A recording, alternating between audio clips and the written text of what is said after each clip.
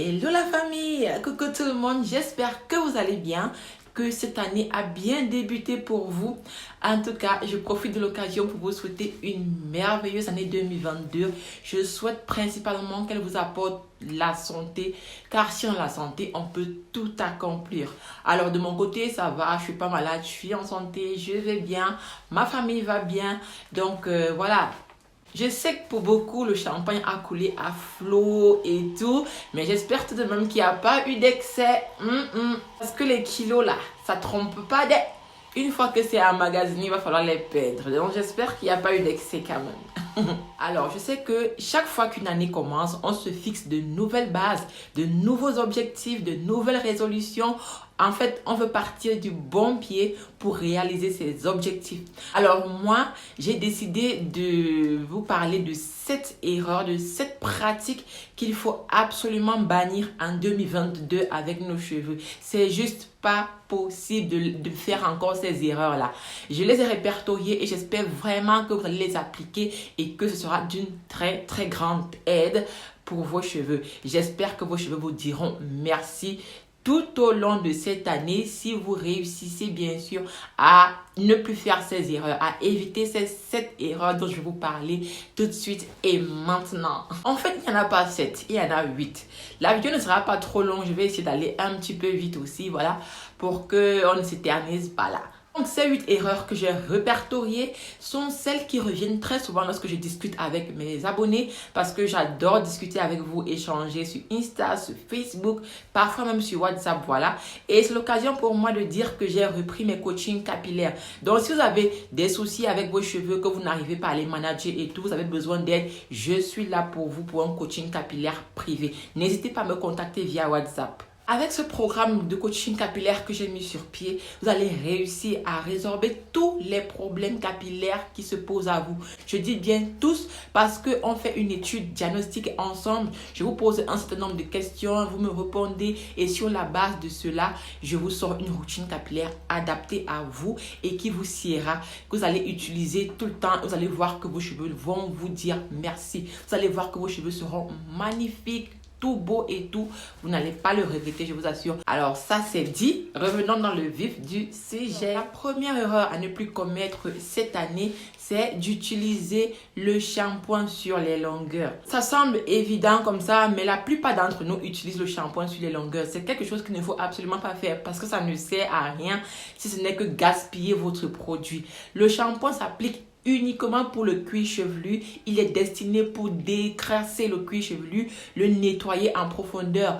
Et donc, lorsque vous allez rincer, inévitablement, le shampoing va couler sur les longueurs, l'eau va couler sur les longueurs et les longueurs seront rincées. Donc, du coup, vous n'avez pas besoin d'en appliquer sur les longueurs, seulement le cuir chevelu. De plus, il y a des shampoings qui sont tellement agressifs que si vous les appliquez sur les longueurs, vous allez avoir tous les problèmes du monde. Alors, faites des économies, n'utilisez le shampoing que sur le cuir chevelu. La deuxième erreur qu'il ne faut plus commettre en 2022, c'est d'utiliser l'après-shampoing sur le cuir chevelu. Le shampoing, c'est pour le cuir chevelu. L'après-shampoing, c'est sur les longueurs. Vous n'avez pas besoin d'appliquer l'après-shampoing sur le cuir chevelu parce que ne contient pas assez d'agents nettoyants pour décrasser le cuir chevelu comme il le faut. Le shampoing contient des agents hydratants, démêlants, traitants qui sont uniquement faits pour les longueurs. Alors, si vous appliquez l'après-shampoing sur le cuir chevelu, bien évidemment, c'est du gaspillage de produits et ça ne sert à rien. Et en appliquant l'après-shampoing sur les longueurs, vous les nettoyez par la même occasion. La troisième erreur à ne plus commettre, c'est de penser que le co-wash suffit pour se laver les cheveux.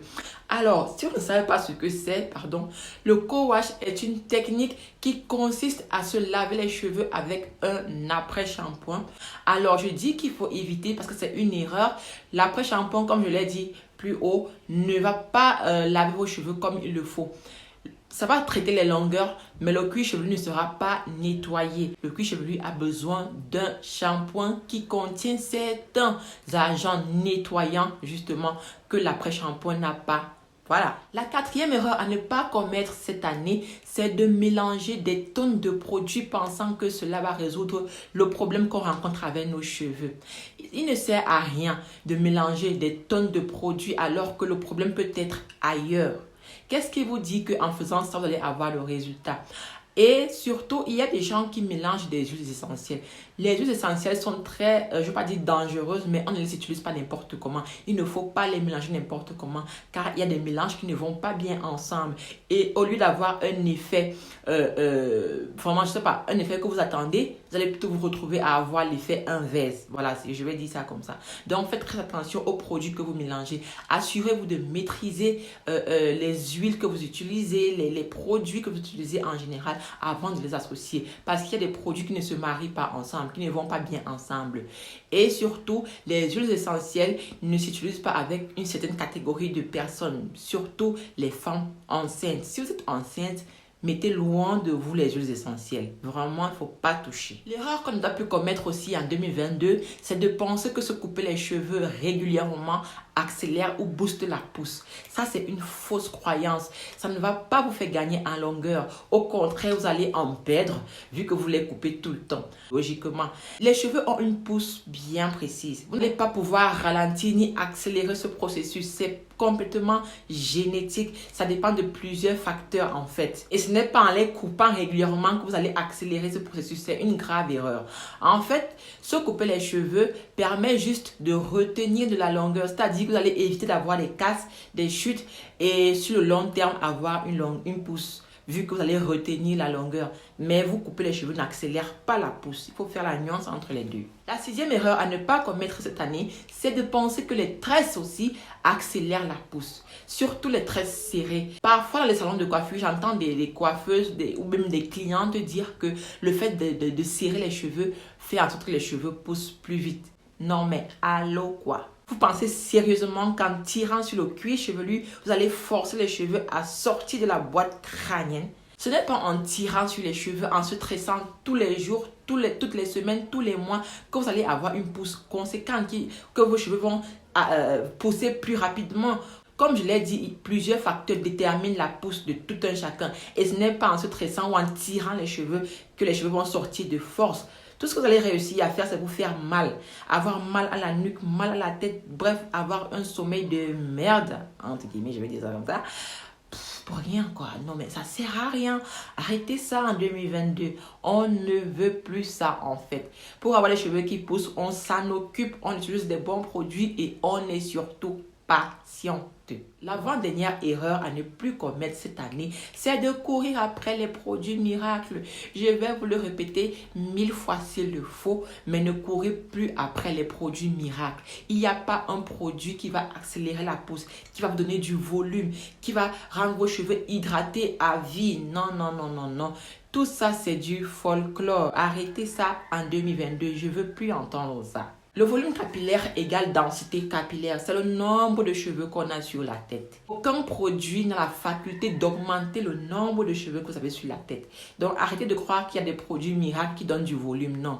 Ça, c'est juste une stratégie marketing pour vous pousser à acheter. Mais vous n'allez jamais avoir des cheveux volumineux alors que vous n'êtes pas né avec, alors que ce n'est pas génétique.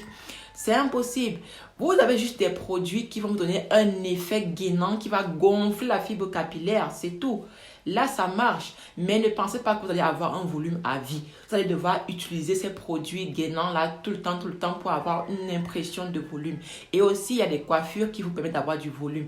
Mais ne pensez pas qu'un produit vous donnera du volume à vie ou alors qu'un produit vous donnera une croissance capillaire énorme. Sinon, bien sûr, on marcherait sur nos cheveux. Les produits miracles, ça n'existe pas. On teste des produits et en fonction de ce qu'on teste, nos cheveux réagissent plus ou moins bien. Et c'est en fonction du résultat, c'est en fonction de ce que nous disent nos cheveux, en fait, qu'on adopte une routine capillaire. C'est tout. Nous ne faisons plus avoir, ne dépensons plus notre argent pour rien. Ça sert à rien. On se retrouve souvent avec une tonne de produits, une tonne de gamme capillaire qu'on n'utilise même plus. Et c'est de l'argent gaspillé pour rien. Non, mais ça, c'est terrible. Arrêtons ça. En dernière position, l'erreur que je ne veux plus que vous commettiez ou alors qu'on commette en 2022, c'est de lisser les baby hairs tout le temps. Je ne sais pas ce qu'il y a là-dedans. Je ne sais pas si vous trouvez ça plus beau ou ça fait plus propre. Je ne sais pas en fait pourquoi vous êtes temps obsédé à avoir des baby hairs super plaqués et tout et tout. Non, franchement, moi, ça ne me plaît pas. Non seulement ça ne me plaît pas, mais en plus, c'est dangereux parce que vous utilisez du gel sur cette partie sensible déjà tout le temps pour lisser. Conséquence, vous allez avoir des baby hairs super secs parce que les gels ne contiennent aucun agent hydratant. Tout au contraire, ils assèchent énormément. Et qui dit cheveux secs, dit casse, dit chute. Donc, vous pouvez facilement vous retrouver avec des alopécies juste parce que vous voulez avoir les baby hairs bien plaqués et tout et tout. Et le fait d'utiliser aussi une brosse à dents ou bien un peigne adapté au baby hair, c'est pas très astucieux non plus parce qu'il tire dessus. Et bienvenue les alopécies. Si vous trouvez que les baby hairs font plus classe, plus propre, plus soigné, non, libre à vous. Mais je vous conseille vraiment de ne réserver ça que pour des événements spéciaux et pas tous les jours. Vous n'allez pas aller au travail en vous lissant les baby hairs tous les jours. Ça, c'est un problème, je vous assure. Évitons ça, vraiment. On peut très bien avoir une belle coiffure sans pour autant lisser les baby hairs.